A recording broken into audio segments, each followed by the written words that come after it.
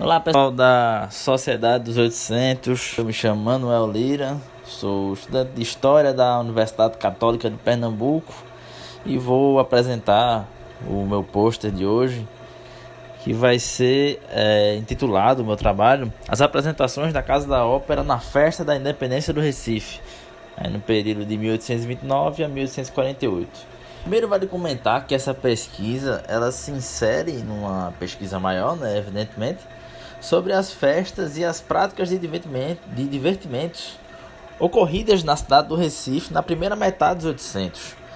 E o que eram essas festas da independência? Essas festas da independência elas podem ser categorizadas, e assim foram naquela época, como festas nacionais.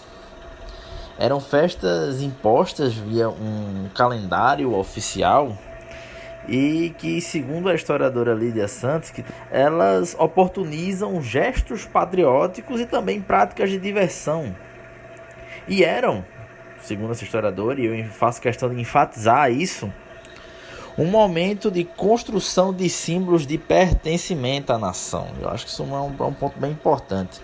Porque pensemos que o Brasil acabava de se tornar independente.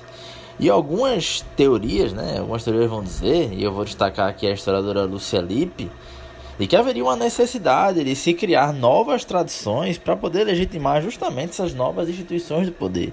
E aí acaba que a festa da independência, ela acaba sendo uma dessas novas tradições que poderiam servir muito bem a esse propósito, Mas o teatro em Pernambuco, ele era um espaço público, certo? Eu estou analisando a Casa da Ópera, um teatro específico.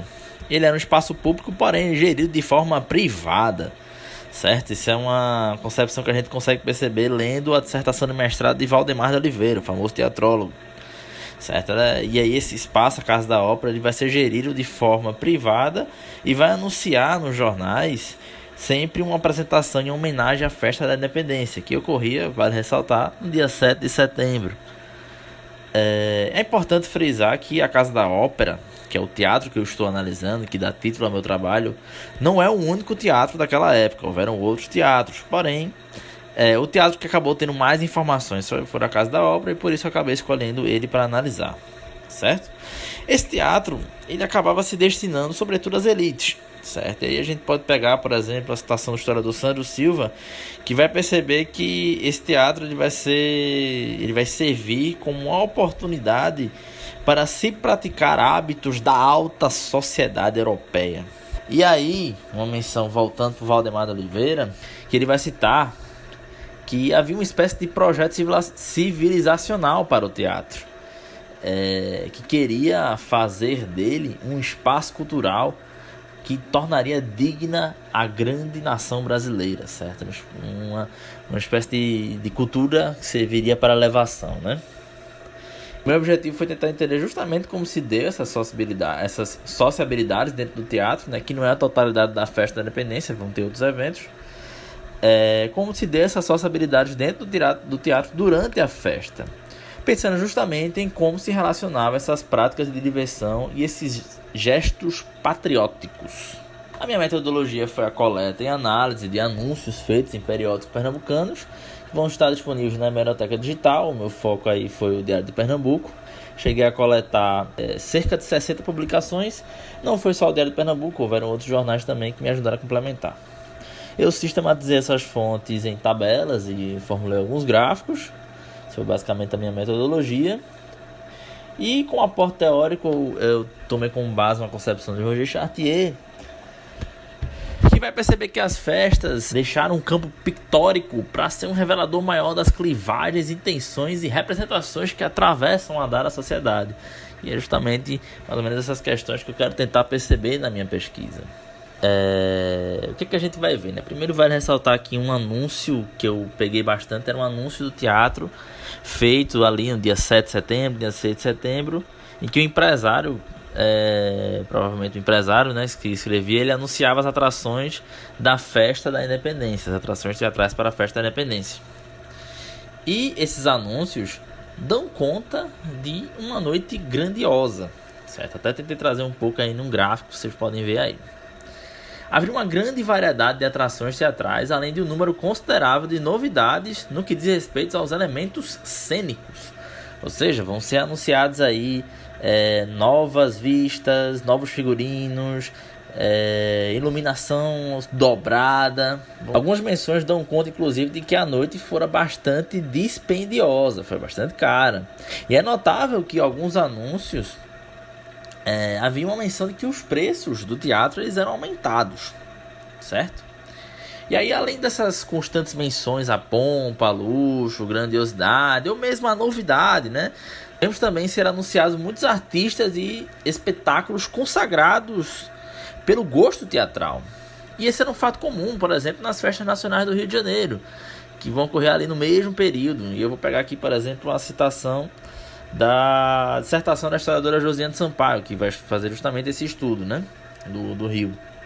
E ela vai fazer uma afirmação importante sobre esse aspecto ao dizer que as atrações muito conhecidas, essas atrações muito conhecidas pelo público, diminuíam chances de conflitos no teatro, diminuíam chances de tensões. E, em poucas palavras, o empresário não queria polemizar. E o que nos parece era que o empresário queria aproveitar aquela noite para fazer uma festa que atraísse muitas pessoas e gerasse um bom lucro para a casa. Inclusive, encontramos duas menções que falam desse bom retorno financeiro, tá? E uma delas chega a dizer que a festa da independência ela chega a gerar um lucro equivalente a todo o ano do teatro, certo? Ou seja, quase como se dobrasse o lucro anual do teatro, né, em uma única noite. Mas aí, esse aspecto, vamos dizer assim, financeiro não impedia que o empresário realizasse um pequeno rito cívico e bastante simbólico, aliás. E aí a gente vai poder notar, por exemplo, nos anúncios do teatro, e eles vão nos indicar que logo no início da festa haveria uma espécie de elogio dramático, feito tanto em homenagem à independência como para um quadro do imperador. E logo em seguida haveria a aparição desse quadro e se cantava um hino nacional ou um hino personalizado. Mas aí nesse comentário do meio que vocês podem ver, eles vão ser comentários publicados nos jornais feitos após a festa, certo? E esses comentários eles vão dizer que nesse momento do elogio dramático vai haver vivas à independência dadas pelas autoridades da província. E junto a esses vivas vão também ser recitados poesias, onde vão se destacar, por exemplo, os estudantes do curso de Direito de Olinda, que vão ser figuras destacadas nessas recitas, né?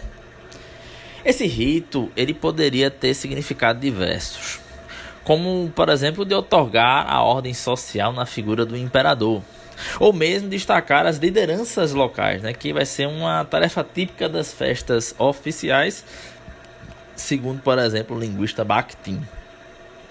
Também podiam não ter muito significado, visto que a presença do quadro do rei era comum em festas oficiais, deveria ser comum desde os tempos de Portugal, desde os tempos de colônia. Mas o que na realidade me chama mais atenção é por ser naquele momento uma oportunidade de participação direta da plateia na parte cênica da noite, que é justamente a parte da recita de poesias, né?